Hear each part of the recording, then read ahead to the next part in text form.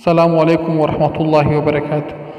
ساس کو زہر دینے کا طریقہ۔ کافی عرصہ پہلے کی بات ہے، ایک لڑکی جس کا نام تبسم تھا، اس کی شادی ہوئی۔ وہ سسرال میں اپنے شوہر اور ساس کے ساتھ رہتی تھی۔ بہت کم وقت میں ہی تبسم کو یہ اندازہ ہو چکا تھا کہ وہ اپنی ساس کے ساتھ نہیں رہ سکتی۔ ان دونوں کی شخصیت بالکل مختلف تھی اور تبسم اپنی ساس کی بہت ساری عادتوں سے پریشان تھی۔ اس کی ساس ہر وقت تبسم پر طنز کرتی رہتی تھی، جو اسے بہت ناگوار گزرتا تھا۔ آہستہ آہستہ دن اور پھر ہفتے بیت گئے، لیکن تبسم اور اس کی ساس کی تکرار ختم نہ ہوئی۔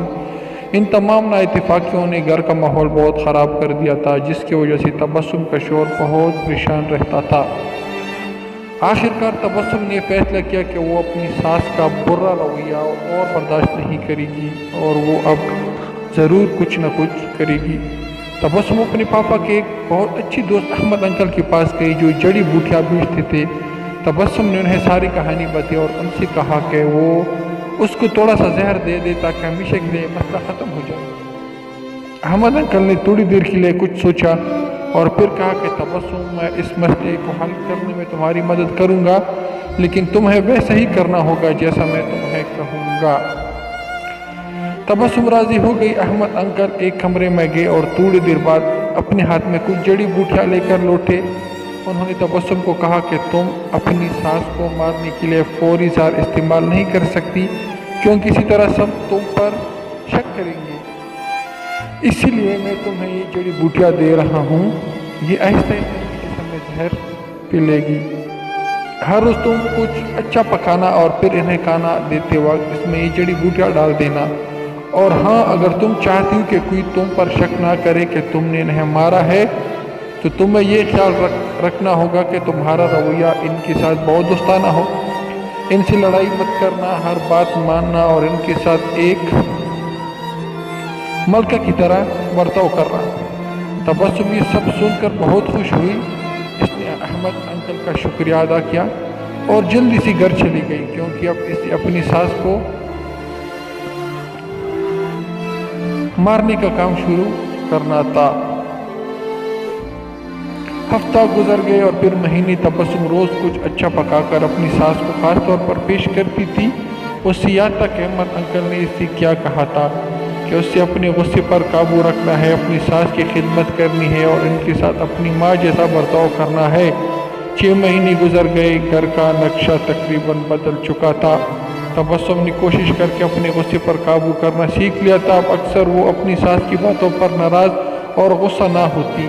6 ماہ میں ایک بار بھی اس کا اپنی ساس سے جھگڑا نہیں ہوا تھا اور اب اسے وہ بہت اچھی لگنے لگی تھی اور ان کے ساتھ رہنا بھی آسان لگنے لگا تھا۔ اس کی ساس کا رویہ بھی اس کے ساتھ بہت بدل گیا تھا اور وہ بھی تبسم کو اپنی بیٹیوں کی طرح پیار کرنے لگی تھی۔ وہ اپنی سب دوستوں کے درمیان تبسم کی تعریفیں کرتی تھی۔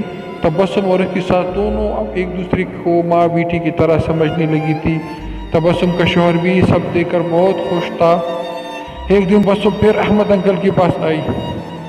تبسم نے کہا کہ آپ مجھے طریقہ بتائیے کہ کیسے میں اپنی ساس کو اس زہر سے بچاؤں جو میں نے انہیں دیا ہے۔ وہ بہت بدل گئی ہے، میں ان سے بہت پیار کرتی ہوں اور میں نہیں چاہتی کہ وہ اس زہر کی وجہ سے مر جائیں جو میں نے انہیں دیا ہے۔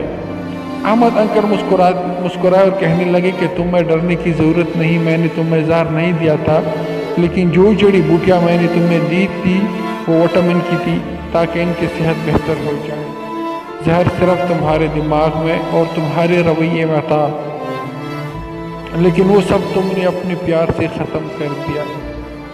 یاد رکھیے، ہمارا رویہ، ہمارے الفاظ اور ہمارا لہجہ یہ فیصلہ کرتا ہے کہ دوسرے ہمارے ساتھ کیا رویہ اپناتے ہیں۔ دوستو، اس کہانی میں ہم لوگوں کے لیے ایک بہت بڑا سبق ہے۔ سبق یہ ہے کہ ہم جدھر بھی رہتے ہیں اور جدھر ہمارا معاشرہ ہے، اس میں ہم اپنے اخلاق کے اوپر تھوڑی توجہ دینی چاہیے کہ جدھر بھی کسی کے ساتھ بھی ملے تو تھوڑے اخلاق کے ساتھ رہنا چاہیے۔ آپ ماں ہو، چاہے آپ بیٹی ہو، چاہے آپ بیٹا ہو یا باپ ہو، تو سب کے ساتھ اپنے اخلاق اچھے کرنے ہیں۔ اور جب تمہارا اخلاق اچھا ہوگا تو سب تمہارے جتنے بھی مسئلے ہو سب انشاءاللہ تعالی اللہ کے کرم سے سب ٹھیک ہو جائیں گے۔ تو انشاءاللہ یہ کہانی آپ کو پسند آئی ہوگی۔ اور پلیज़ ہمارے چینل کو سبسکرائب کرنا مت بھولیے۔ ملتے ہیں انشاءاللہ نیکسٹ کہانی کے ساتھ، تب تک کے لیے اللہ حافظ۔